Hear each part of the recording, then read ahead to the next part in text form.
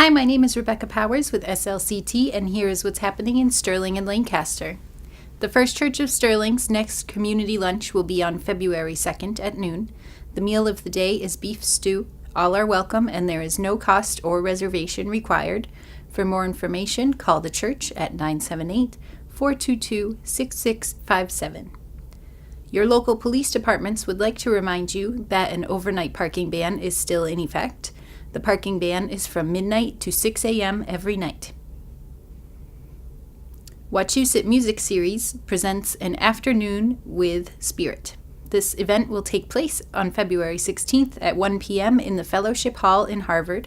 For more information, visit www.wachusettmusic.net. I'm Lex Thomas, editor of Sterling Meeting House News and editor-at-large for Sterling-Lancaster Community Television. No matter where you lie on the political spectrum these days, these are challenging and interesting days for our country. And there are a lot of people that find themselves in unexpected situations of being in need. And here in Sterling, we are so fortunate to have First Church in Sterling with its marvelous pastor, Pastor Robin Bartlett, who, as always, are here to help the community, and I'm very, very fortunate today to have Robin with me. Welcome, Robin. Oh, thank you so much. Happy New Year. Happy New Year. And we seem to be sitting here in front of a pile of diapers. And so why don't you start out by just describing why we are sitting in front of a pile of diapers? Sure. Well, actually, we just put out this box yesterday afternoon at 4 p.m. saying that we were looking for diapers, and we already are overflowing, as you can see. With diapers. Now, and tell me, why are you seeking diapers? Sure. So my people have been emailing me and calling me and writing me Facebook messages asking how they can help during the government shutdown that we're currently experiencing, the longest government shutdown in history. And I think nobody is really sure how this is affecting the community. So people are sort of reaching out and wanting to know, how can we help? Who's being affected? How might we give to those people? And just like everybody else, I don't really know the answer about who all is impacted by this shutdown. And so I've heard from a couple of community members that, first of all, there are lots of people without work in nearby Devons, or without a paycheck in nearby Devons because of the shutdown. And also that people who already live on the margins, who get EBT and SNAP benefits, are having trouble getting their benefits because of various contracts that aren't working with the grocery stores and things like that. So we have somebody in our community who said that a diaper drive would be a very helpful way for our people to contribute to families who are already on the edge and need expensive, right? Yes. Diapers and unending supplies of diapers. Those of us who have had babies know how many diapers we need. Exactly. So we're just collecting diapers here at the church. Anybody can bring us diapers. If you just go to the grocery store, on a Saturday, and you go down the diaper aisle and just pick up an extra box and bring it over to the church just here in our lobby. Yeah. We will get it to the people who need it.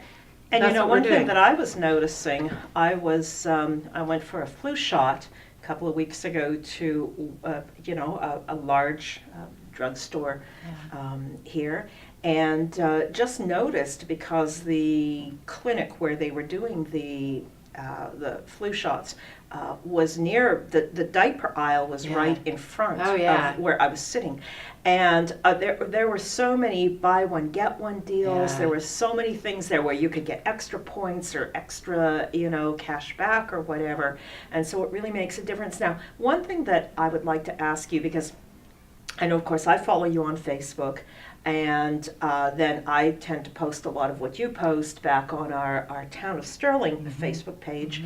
And I know that you posted a message a couple of weeks ago saying, are there people in the community who are being impacted?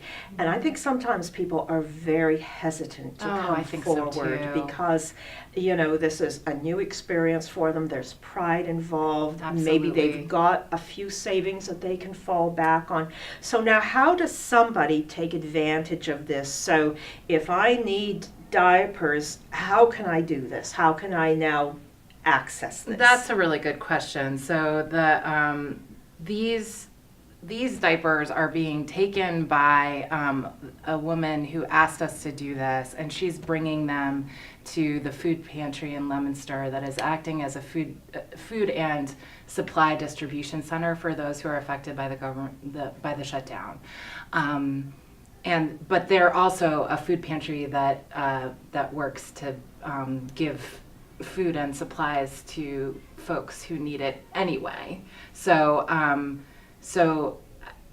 I don't think that these diapers are going to be only for people who were affected by the shutdown, but Sure. they will hopefully add to the supply as the numbers increase that these food pantries are seeing. Does that answer your question? Yeah, that really does. Yeah. You know, I'm just very concerned that people are able to access these services as well. Yeah. Because, you know, I'm really saying that I think that sense of, you know, that pride and whatnot is also a factor here. Absolutely. And also, depending on how long this goes, the need is likely to get larger. Maybe even people that are doing okay now, you know, hanging in somehow, are going to be affected by this. That's my worry. in the It's really future. hard Yeah. to know when this will end, Yes. and what the ramifications will be for all of us. It's really sort of one of those shaky unknowns. Yes. And so I'm just glad that we have this community here in Sterling, this church, which is a community of resilience, which is a community that says when there are hard times, we show up. So Right. I'm proud to serve this congregation that is always looking for ways to Yes. show up. Yes. Yeah. Yeah. You really are, and you're always there when people need you. You know. So, We try. this We is- try. Yeah. This is a wonderful, wonderful effort, and of course, you have your marvelous Sunday services every Sunday at 10 a.m. 10 a.m. All are welcome. We All really mean welcome. that too. Yes, and this is an all welcoming Yes. congregation as That is well, right. which is very important. I know that you acquired that designation Yes. last year. We're and open and that- affirming to the LGBTQIA community. Exactly. So everybody is welcome. It's a lovely place. You have marvelous music here. It's a beautiful building, and I know that you are always welcome and welcoming. And you know, one thing that I thought was marvelous is this last Sunday in this blizzard when of course everything was closed down. Well, what did you decide to do? I decided to have a worship service on Facebook Live from my Yes. dining room with my entire family that I I- roped into doing that. And I believe you said that your camera person was 8 It years old. was my 8-year-old daughter. Was yes. your 8-year-old daughter? She wasn't the best. She's not as good as your camera person, but she's pretty close. There you go. There you go. And I thought that was just marvelous. Do you have any idea how many people tuned into that? Actually, we do. So while we were doing the service itself, there were 78 people, and since then it's been viewed 1,300 times. 1,300 Oh my times. goodness. We went sort of viral, I guess. That's fantastic. It was you know. really cool. Yes. We're gonna do that next time we have a snowstorm because Exactly. it was Lex, it was such a beautiful success because one of the reasons why is because when I'm preaching and leading worship, people don't talk back to me. But with Facebook Live, people Right. were talking back to Yes. me the whole time. So I Yes. was having kind of a conversation in a way that I don't get to Yeah. at Sunday worship. And I love the fact that you called this pajama church too. I thought that was just fantastic. And we because, had of French course, toast you know, coffee hour. And you had French toast coffee Yeah. hours, so that's marvelous. Robin, good luck with this. I think this Thank is you. absolutely marvelous. And please remember, when you're out shopping, pick up some extra diapers. Yes. Bring them over here to First Church in Sterling, located at 6 Meeting House Hill Road, right in the center of town. And you can come just through our middle door that says office and leave them in our lobby. We'll try to get a bigger bin to hold them all. But you're you gonna can need just a bigger pile, bin. yeah, Yes. You can just pile them up for now. We'll have a diaper lobby. Diaper pile. Yeah. Mhm. Just don't Pajama bring us church, used diapers. Pajama church diaper lobby. You know, Right, exactly. marvelous.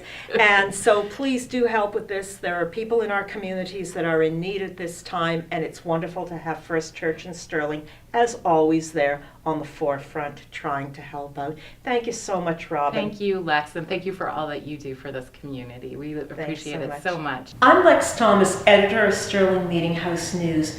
There are so many exciting things happening in Sterling, and one of the most exciting is our recent hiring of the very first town planner in Sterling, and her name is Dominika Tatashori, and Dominika is here with me today. Dominika, lovely to see you. Thank you for having me.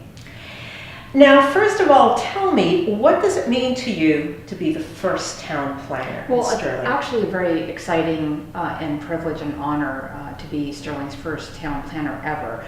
It's actually a position that I've held prior as well when I was Shrewsbury's first town planner. So it's quite an honor for me to be selected. This way I'm able to impart the knowledge I've amassed for numerous years in order to assist the town with land use and development questions, statutes, and development procedures. So I'm basically turnkey ready and anxious and willing to meet with people to assist them in any manner, and to also assist any administration, any boards and commissions that need planning assistance. And Dominika, tell me, what is a town planner's job?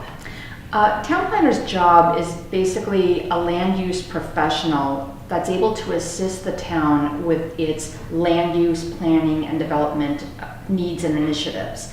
I'm able to assist different boards and commissions in terms of procedure by the statute, to provide guidance in terms of development as well. And anything they require in terms of planning information, I'm able to assist them with.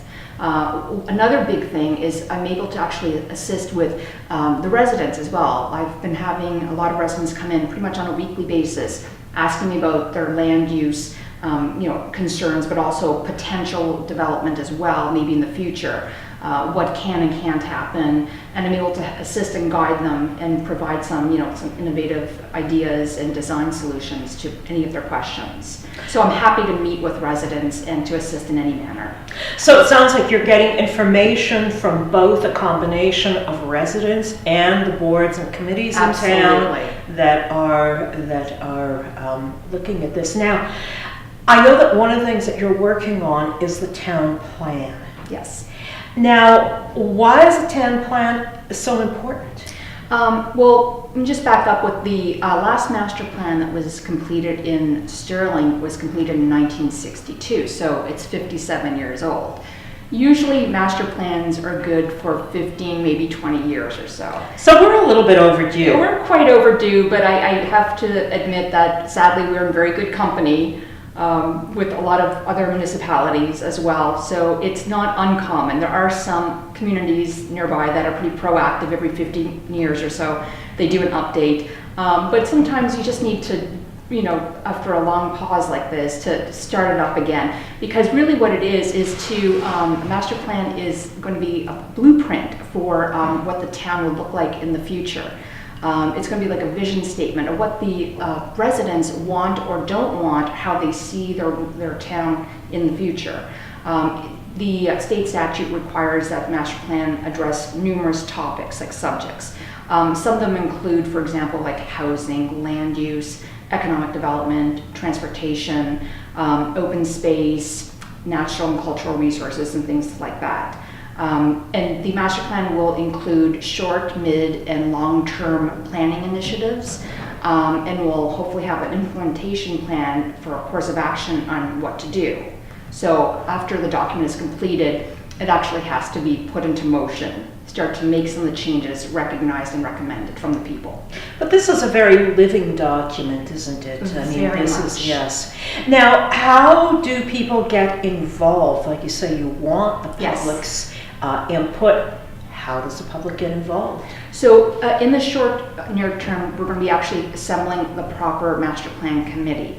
So I suspect that there'll probably notices and sign-ups and things of that nature, letters of interest, so that people that are interested in assisting, whether they're focused more on one particular topic or another, we really need people that are willing to serve and to be a part of this situation. Because you don't want a document to be a representation of the typical 10, 15 people that come to every meeting. Mm-hmm. You really want to make sure that you're hitting home to as broadly based of different cohorts, populations, things of that nature. We really want it to be a broad state vision of the community as a whole. So I would just recommend that people be on the lookout for any announcements to actually make up an official committee, which would be exciting. We also, last year, the town, as far as I know, has hired a land use facilitator coordinator for the outreach in the chapters. We have one chapter topic that is left, and it's going to be on February 21st. It's a Thursday evening at 6:30. The consultant is Judy Barrett, who is a renowned planning consultant in Massachusetts. She's going to pretty much cover all topics generally, but specifically on housing at this upcoming meeting, because apparently when she ran the public meeting in August, it was a little bit underrepresented because a lot of people are on vacation. Sure. So that makes sense. I also want people to understand that there's also going to be an online survey coming out in March. So if they can please, participate in it. And again, I don't want people to think it's one survey per household. As many voices as possible, obviously younger children with parents' permission. You have people across range of people's voices and opinions. And also, excitingly, we're going to have an open house on Thursday, April 4 at the Senior Center. The hours are from 4 to 8. It's a drop-in only. I want people to understand that you're not required to come at 4 and leave at 8. You come in when you want, at any time frame in that, and it's going to be staffed at different tables with different topics. It's going to be very exciting. The consultant's going to be there as well, and we're going to actually pull in as many comments and people's concerns and opinions as possible to help shape the town. And I understand too that there is a website as well That's that correct. is involved with this. That's yes. correct. And So I definitely and that's recommend- going to be on the bottom of the screen here, so people perfect. can see that. Thank you. And know that that's going on. Well, this is all amazingly exciting, and it must be exciting for you too. It really is. To be on the ground floor really of is. something like this with a town like ours. And now, how many people are involved in this at this point? I mean, I know that you're the town planner, and there's a town planning committee Yes. as well. Yes. Can people still get involved with that? Absolutely. So right now it's really more grassroots, citizen-led until the actual committee is going to be actually formalized officially. So there's definitely plenty of opportunity for people to become involved and to actually participate. And we encourage that. So again, be on the lookout for any notices, things of that nature, and please submit your interests and name, and we'll hopefully get committee organized really soon. And similarly, if you're not part or chosen to be part of an actual voting committee, participation at the meetings regardless is crucial.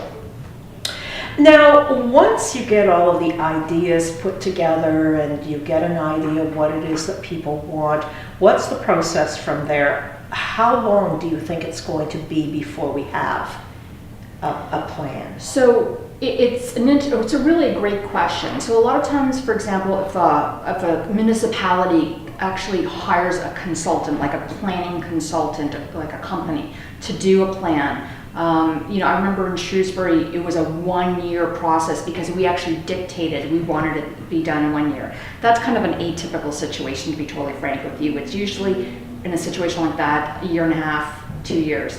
In terms where it's going to be done a little bit more in-house and a little bit spread out, I'm probably thinking I'm on the gauge of 2 to 3 years.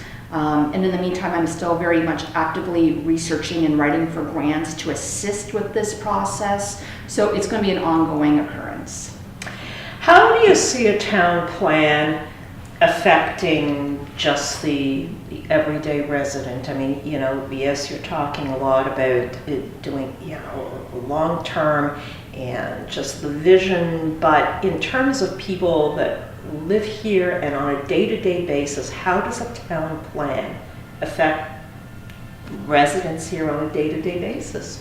So I like to think of a plan as something that's not going to happen overnight, like in terms of its implementation.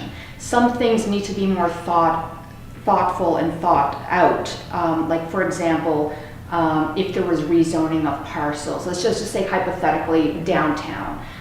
For example, if we wanted higher use of economic, venues, that would come into play. If we were looking at some type of facade or beautification program, sidewalk improvements, street furniture, these are things that will evolve and come about. But again, it's not going to be overnight. It has to be thought out very carefully and planned in such a way.